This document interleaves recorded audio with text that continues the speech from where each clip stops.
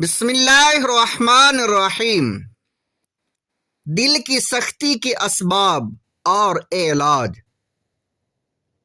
دل کی سختی کے متعلق قرآنی آیات اور احادیث مبارکہ۔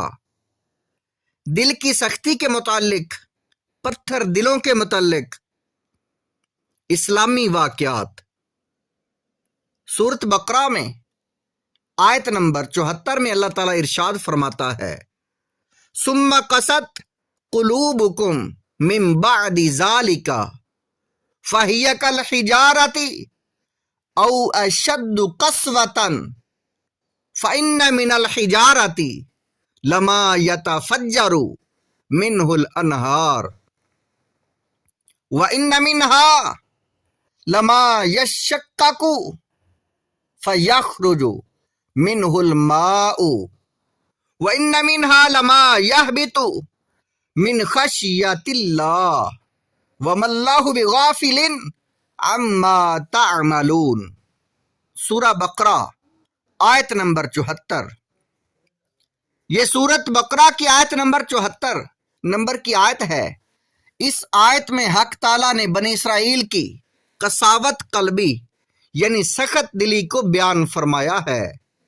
بنی اسرائیل کی شرارتیں تو بہت زیادہ تھیں، مثلا بچھڑے کو معبود بنا کر اس کی عبادت کرنا، حضرت موسیٰ علیہ السلام سے مختلف قسم کی فرمائشیں کرنا، انبیاء کرام علیہم السلام کو ناحق قتل کرنا وغیرہ۔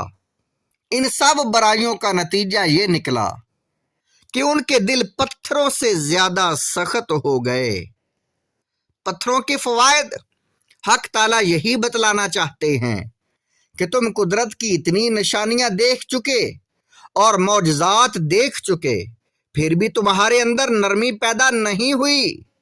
تم سے تو پتھر اچھے کہ بعض پتھر ایسے ہوتے ہیں کہ ان سے نہریں پھوٹ نکلتی ہیں اور مخلوق خدا سیراب ہوتی ہے۔ بعض پتھر ایسے ہوتے ہیں کہ جب وہ پھٹتے ہیں تو ان سے پانی نکلتا ہے جو انسان کی بنیادی ضرورت ہے۔ بعض پتھر ایسے ہوتے ہیں کہ وہ خوف خدا سے لڑک کر نیچے آ جاتے ہیں، مگر یہ بنی اسرائیل ایسی بدبخت قوم ہے کہ ان میں پتھروں والی خصوصیات بھی نہیں پائی جاتی۔ پتھر بلا شبہ سخت ہیں لیکن مخلوق خدا کو فائدہ پہنچاتے ہیں، لیکن یہ ظالم تو ایسے ہیں کہ ان سے کوئی فائدہ حاصل نہیں ہوتا۔ پتھروں کا رونا۔ ایک مرتبہ حضرت موسیٰ علیہ السلام اللہ تعالیٰ سے ملاقات کے لیے جا رہے تھے، راستے میں ایک پتھر سے رونے کی آواز آئی۔ حضرت موسیٰ علیہ السلام نے اس سے پوچھا کہ تو کیوں رو رہا ہے؟ اس پتھر نے جواب دیا، کس خوف سے رو رہا ہوں کہ کہیں اللہ تعالیٰ مجھے قیامت کے دن جہنم کا ایندھن نہ بنا دے۔ حضرت موسیٰ علیہ السلام نے اس کو تسلی دیتے ہوئے کہا کہ میں اس وقت رب تعالیٰ سے ہم کلامی کے لیے جا رہا ہوں، میں اللہ تعالیٰ سے تیری بخشش کی سفارش کروں گا۔ حضرت موسیٰ علیہ السلام حق تعالیٰ سے ہم کلامی کے لیے پہنچے اور اللہ تعالیٰ سے ہم کلام کی لذت میں اس پتھر کو بھول گئے۔ اللہ تعالیٰ نے یاد دلایا کہ اے موسیٰ، تم اس پتھر کو بھول گئے، کیا تم نے اس کی سفارش کا وعدہ نہیں کیا تھا؟ حضرت موسیٰ علیہ السلام نے بارگاہ الہی میں عرض کیا کہ پروردگار، میں واقعی بھول گیا اور آپ تو سب کچھ جاننے والے ہیں۔ اللہ تعالیٰ نے ارشاد فرمایا، اے موسیٰ، جاؤ اس پتھر کو کہہ دو کہ ہم نے اس کی مغفرت کر دی، اب ہم اسے جہنم میں داخل نہیں کریں گے۔ حضرت موسیٰ علیہ السلام واپس تشریف لائے اور اس پتھر کو مغفرت کی بشارت سنا دی۔ کچھ دنوں کے بعد حضرت موسیٰ علیہ السلام دوبارہ کوہ طور پر تشریف لے جانے لگے تو اسی راستے سے گئے، اور اسی راستے سے جب گئے تو اسی پتھر کو دیکھا کہ رو رہا ہے۔ حضرت موسیٰ علیہ السلام نے اس پتھر سے کہا کہ میں نے تجھے بشارت سنا دی تھی کہ اللہ تعالیٰ نے تیری مغفرت کر دی ہے، اور تجھے جہنم میں داخل نہیں کریں گے، پھر تو کیوں رو رہا ہے؟ اس پتھر نے جواب دیا کہ اے موسیٰ، اس وقت میں اللہ کے خوف سے رو رہا تھا، اور اس وقت میں اللہ کی محبت میں رو رہا ہوں۔ اللہ نے مجھے ایسی نعمت عطا کی ہے تو پھر میں کیوں اس پر نہ روؤں؟ واقعات پڑھیے اور عبرت لیجیے۔ یہ کتاب ہے، اس کا صفحہ نمبر ہے جس پر یہ واقعہ لکھا ہوا ہے 148، 248 اور 249۔ دل کی حیثیت کیا ہے؟ ناظرین کرام، دل جسم انسانی میں قدرت الہی کی عظیم نشانی ہے۔ یہ بظاہر گوشت کا ایک ٹکڑا اور خون پمپ کرنے کا قدرتی آلہ ہے، لیکن معنوی و روحانی اعتبار سے معرفت ربانی کا مرکز و منبع ہے۔ ظاہری و باطنی صلاح و فساد کا اس سے گہرا ربط و تعلق ہے۔ تصدیق و یقین اور نور ایمان و ہدایت کی شعائیں اسی سے پھوٹتی ہیں، اور کفر و دلالت، زیغ و نفاق کی گٹائیں اس پر چھاتی ہیں۔ قلب و دل کی ایسی اہمیت کے پیش نظر اس کی اصلاح کی فکر پر زور دیا گیا ہے، اور کتاب و سنت میں اس کی پرزور تاکید کی گئی ہے۔ حضرت امام ابو داؤد رحمۃ اللہ علیہ کا حسن انتخاب۔ حضرت امام ابو داؤد رحمۃ اللہ علیہ کا حسن انتخاب کتنا پیارا تھا۔ محدثین کی جماعت میں حضرت امام ابو داؤد رحمۃ اللہ علیہ کا نام سر فہرست ہے۔ آپ اپنی کتاب ابو داؤد شریف کے مقدمہ میں لکھتے ہیں کہ میں نے سرکار دو عالم صلی اللہ تعالی علیہ وآلہ وسلم کی 5 لاکھ احادیث زبانی یاد کی، جن میں سے 4800 احادیث چھانٹ کر کتاب لکھی جو سنن ابو داؤد کے نام سے مشہور ہے اور مدارس میں پڑھائی جاتی ہے، اور ان میں سے چار روایات ایسی ہیں کہ اگر کوئی بندہ ان پر عمل کر لے تو دین اور دنیا دونوں اعتبار سے وہ کامیاب ہو جائے گا۔ گویا ان 4 روایات پر دین اور دنیا کا مدار ہے۔ مقدمہ ابو داؤد صفحہ نمبر 5۔ دل درست تو سب درست۔ ان 4 روایات میں سے ایک روایت یہ ہے، حضرت نعمان بن بشیر رضی اللہ تعالیٰ عنہ بیان کرتے ہیں، رسول اللہ صلی اللہ تعالیٰ علیہ وآلہ وسلم نے فرمایا کہ حلال واضح ہے اور حرام بھی واضح ہے، اور ان دونوں کے درمیان کچھ چیزیں مشتبہ ہیں، بہت سے لوگ انہیں نہیں جانتے۔ پس جو شخص شبہات سے بچ گیا تو اس نے اپنے دین اور اپنی عزت کو بچا لیا، اور جو شخص شبہات میں مبتلا ہو گیا تو وہ حرام میں مبتلا ہو گیا۔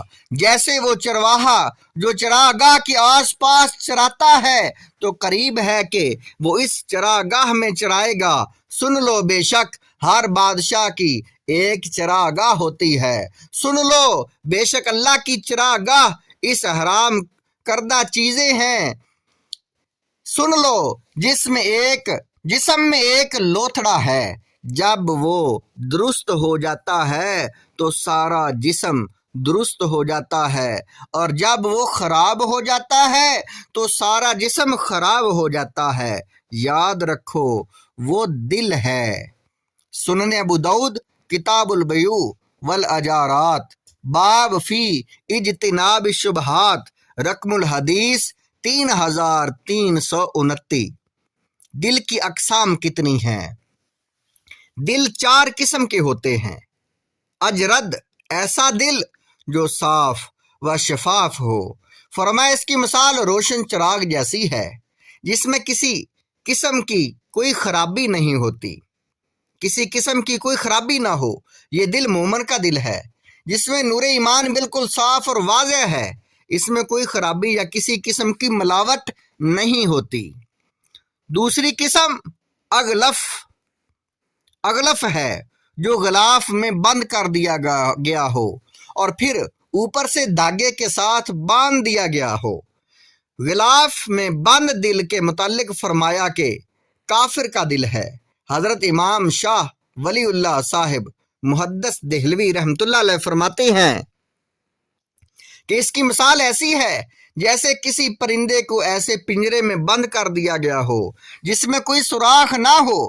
ایسا دل کافر، مشرک یا دہریے کا ہوتا ہے جس میں باہر دیکھنے کے لیے سوئی کے برابر بھی سوراخ نہ ہو کہ وہ اپنے دل سے باہر حق کی بات کو دیکھ سکے۔ معکوس ہے دل، تیسری قسم معکوس ہے یعنی اندھا دل۔ اس کا سر نیچے اور پیندہ اوپر ہے۔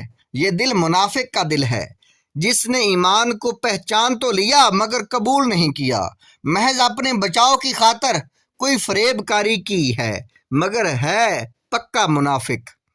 چوتھی قسم دل کی مصفا ہے یعنی دو پہلوؤں والا دل۔ یہ ایسا ہے جس میں ایمان بھی ہے اور نفاق بھی۔ یہ عملی منافق ہے جسے کسی حد تک یقین بھی ہوتا ہے اور کبھی متردد بھی ہوتا ہے۔ یہ اقسام معالم العرفان جلد نمبر 2 صفحہ نمبر 96 اور 97 پر ہے۔ دل پر آنے والے حالات۔ شیخ ابو بکر وراق رحمۃ اللہ علیہ فرماتے ہیں کہ دل پر 6 طرح کے حالات آتے ہیں۔ حیات، دل کی حیات ہدایت سے ہے۔ موت، دل کی موت گمراہی سے ہوتی ہے۔ صحت، دل کی صحت طہارت اور صفائی سے ہے۔ بیماری، دل کی بیماری گندے تعلقات سے ہے۔ اور بیداری، دل کی بیداری ذکر اللہ سے ہے۔ نیند، دل کی نیند ذکر اللہ سے غفلت سے ہے۔ دل کی بیماریاں کون سی ہیں؟ علماء نے لکھا ہے کہ دل کی بنیادی بیماریاں 3 ہیں۔ دنیا کی محبت، حالانکہ حدیث شریف کا مفہوم ہے کہ اللہ کے نزدیک اس کی حیثیت مچھر کے برابر بھی نہیں۔ دوسری قسم آخرت سے غفلت، بعض بغض و عداوات، اسی وجہ سے حسد، تعلقات کا ختم ہونا، پرانے تعلقات میں کمی وغیرہ خرابیاں وجود میں آتی ہیں۔ دل کی سختی کے اسباب کیا ہیں؟ دل کی سختی کے اسباب کے متعلق علماء نے مختلف اسباب بیان فرمائے ہیں۔ بری صحبت انسان کے دل کو سب سے پہلے زنگ آلودہ کرتی ہے۔ عقبہ بن معیط، اس کا انجام کیا ہوا؟ عقبہ بن ابن معیط مکہ کے مشرک سرداروں میں سے تھا۔ اس کی عداوت تھی کہ جب کسی سفر سے واپس آتا تو شہر کے معزز لوگوں کی دعوت کرتا اور اکثر رسول اللہ صلی اللہ علیہ وسلم سے بھی ملا کرتا تھا۔ ایک مرتبہ حسب عادت اس نے معززین شہر کی دعوت کی اور رسول اللہ صلی اللہ علیہ وسلم کو بھی بلایا۔ جب اس نے آپ کے سامنے کھانا رکھا تو آپ نے فرمایا، میں تمہارا کھانا اس وقت تک نہیں کھا سکتا جب تک تم اس کی گواہی نہ دو کہ اللہ تعالیٰ ایک ہے، اس کا کوئی شریک عبادت میں نہیں ہے، اور یہ کہ میں اللہ تعالیٰ کا رسول ہوں۔ عقبہ نے یہ کلمہ پڑھ لیا اور رسول اللہ صلی اللہ علیہ وسلم نے شرط کے مطابق کھانا تناول فرمایا۔ عقبہ کا ایک گہرا دوست ابی بن خلف تھا۔ جب اس کو خبر لگی کہ عقبہ مسلمان ہو گیا تو یہ بہت برہم ہوا۔ عقبہ نے عذر کیا کہ قریش کے معزز مہمان محمد صلی اللہ علیہ وسلم میرے گھر پر آئے ہوئے تھے، اگر وہ بغیر کھانا کھائے میرے گھر سے چلے جاتے تو میرے لیے بڑی رسوائی تھی، اس لیے میں نے ان کی خاطر یہ کلمہ کہہ لیا۔ ابی بن خلف نے کہا، میں تیری اس باتوں کو قبول نہیں کروں گا جب تک تو جا کر ان کے منہ پر نہ تھوکے۔ یہ کم بخت بد نصیب دوست کے کہنے سے اس گستاخی پر آمادہ ہو گیا اور کر گزرا۔ معاذ اللہ، اللہ تعالیٰ نے دنیا میں بھی ان دونوں کو ذلیل کیا کہ جنگ میں دونوں مارے گئے، اور آخرت میں بھی ذلت ہی ذلت ہے۔ پیٹ بھر کر کھانا کھانا۔ حدیث شریف میں ایک صحابی کا واقعہ ملتا ہے، ان کا نام حضرت وہب ابن عبداللہ رضی اللہ تعالی عنہ تھا۔ ان کا شمار چھوٹی عمر والے ان صحابہ رضی اللہ تعالی عنہم سے ہوتا ہے جو حضرت صلی اللہ علیہ وسلم کے زمانے میں بالغ نہیں ہوئے تھے۔ خود ان کا بیان ہے کہ ایک دن میں نے گوشت کا سرید کھایا اور ڈکارے لیتا ہوا حضرت صلی اللہ علیہ وسلم کی خدمت میں حاضر ہوا۔ آپ صلی اللہ علیہ وسلم نے فرمایا کہ یہ کیا کر رہے ہو، اپنی ڈکاروں کو روکو۔ پھر فرمایا کہ جو لوگ دنیا میں پیٹ بھر کر کھانا کھاتے ہیں، پیٹ بھر رہے ہیں، وہی قیامت میں سب سے زیادہ بھوکے ہوں گے۔ یہ حدیث مشکات المصابیح کی حدیث ہے، صفحہ نمبر 442۔ حضرت مقداد بن معد یکرب رضی اللہ تعالیٰ عنہ کہتے ہیں، میں نے رسول اللہ صلی اللہ علیہ وسلم کو یہ فرماتے ہوئے سنا کہ کسی آدمی نے کوئی برتن اپنے پیٹ سے زیادہ برا نہیں بھرا۔ آدمی کے لیے چند لقمے ہی کافی ہیں جو اس کے پیٹ کو سیدھا رکھیں، اور اگر زیادہ ہی کھانا ضروری ہو تو پیٹ کا 1/3 حصہ اپنے کھانے کے لیے، 1/3 پانی پینے کے لیے اور 1/3 سانس لینے کے لیے باقی رکھیے۔ یہ حدیث ترمذی شریف کی حدیث ہے۔ کھانے کے درجات، حجت الاسلام امام غزالی رحمۃ اللہ علیہ نے آپ فرماتے شکم سیری کے 7 مراتب بیان کیے ہیں۔ آدمی اتنا شکم سیر ہو جس سے زندگی قائم رہ سکے، جس سے نماز، روزہ اور عبادت و حقوق ادا ہو سکیں۔ یہ دونوں مراتب واجب ہیں۔ اس قدر شکم سیری جس سے نوافل ادا ہو سکیں، جس سے کمائی کی قدرت حاصل ہو سکے، یہ دونوں مستحب ہیں۔ جس سے پیٹ کا 1 بھر جائے، یہ قسم جائز ہے۔ جس سے بدن بوجھل اور ثقیل ہو جائے اور نیند بکثرت آنے لگے، یہ قسم مکروہ ہے۔ اس قدر شکم سیری جو صحت کے لیے نقصان دہ ہو، یہ قسم حرام ہے۔ احیاء العلوم مترجم جو کتاب ہے، جلد نمبر 3 صفحہ نمبر 147۔ فضول کلام کرنا بھی دل کو سخت کرتا ہے۔ سرور عالم صلی اللہ علیہ وسلم نے مختلف احادیث میں زبان کو غلط استعمال کرنے پر وعیدیں سنائی ہیں۔ انسان کا کلام چاہ طرح کا ہے۔ حضرت امام غزالی رحمۃ اللہ علیہ بڑی پتے کی بات بیان کی ہے۔ انسان جو کلام کرتا ہے وہ 4 طرح کا ہوتا ہے، جس میں سراسر فائدہ اور نفع ہو، جس میں سراسر مضرت اور نقصان ہو، جس میں کچھ فائدہ ہو اور کچھ نقصان، جس میں کچھ فائدہ بھی نہ ہو اور نقصان بھی نہ ہو۔ اب انسان کو چاہیے کہ ایسا کلام جس میں نقصان ہی نقصان ہو تو ایسا کلام کیوں کرے؟ 25% کلام کم ہو جائے گا۔ ایسا کلام جس میں فائدہ بھی ہو اور نقصان بھی ہو تو دیکھا جائے گا کہ فائدہ کم ہے اور نقصان زیادہ ہے، تو نقصان کم ہے اور فائدہ زیادہ ہے۔ اگر فائدہ کم اور نقصان زیادہ ہے تو ایسا کلام بھی کیوں کیا جائے؟ 25% کلام اور کم ہو جائے گا۔ اور اگر ایسا کلام ہے کہ جس میں نہ فائدہ ہو اور نہ نقصان ہو تو ایسا کلام بھی کیوں کریں؟ 25% کلام اور کم ہو جائے گا۔ اب بچا وہ کلام جس میں فائدہ ہی فائدہ ہو تو ایسا کلام کیا جائے۔ معلوم ہوا کہ انسان کے کلام میں 75% کلام لا یعنی اور فضول ہے۔ اجازت صرف 25% کلام کی ہے۔ یہ بات احیاء العلوم جلد نمبر 3 صفحہ نمبر 180 پر لکھی ہوئی ہے۔ ناظرین کرام، یہ وہ چیزیں ہیں جن کے ذریعے دل سخت ہوتے ہیں، ہدایت سے دور ہوتے ہیں، یعنی ہدایت کو قبول نہیں کرتے سختی کی وجہ سے۔ چوتھی قسم زیادہ ہنسنا، اس سے بھی دل سخت ہوتا ہے۔ ایک حدیث پاک میں ہے کہ حضرت ابو ہریرہ رضی اللہ تعالیٰ عنہ کہتے ہیں کہ رسول اللہ صلی اللہ علیہ وسلم نے ارشاد فرمایا کہ کون ایسا شخص ہے جو مجھ سے ان کلمات کو سن کر ان پر عمل کرے، یا ایسے شخص کو سکھلائے جو ان پر عمل کرے۔ حضرت ابو ہریرہ رضی اللہ تعالیٰ عنہ کہتے ہیں میں نے کہا اللہ کے رسول صلی اللہ علیہ وسلم میں ایسا کروں گا؟ تو رسول اللہ صلی اللہ علیہ وسلم نے ان کے ہاتھ کو پکڑ کر 5 باتیں گن کر بتلائیں۔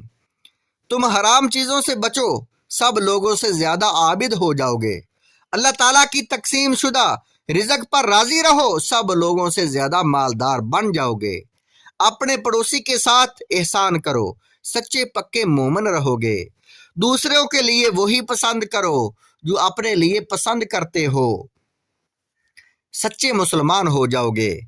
ज्यादा ना हंसो, इसलिए कि ज्यादा हंसना दिल को मुर्दा करता है। ज्यादा हंसना दिल को मुर्दा करता है। ये हदीस पाक तिरमिज़ी शरीफ की हदीस है। हदीस नंबर 2305 है। गुनाह पर गुनाह करना भी दिल को मुर्दा करता है। नाज़रीन इकराम, ये बहुत सारी अहादीस हैं और आगे लंबी लंबी उम्मीदें रखना ये भी दिल को मुर्दा करता है। तो आगे दिल की सख्ती को कैसे नरम किया जाए, इलाज क्या है, इसके बारे में आप अगली वीडियो में सुनेंगे।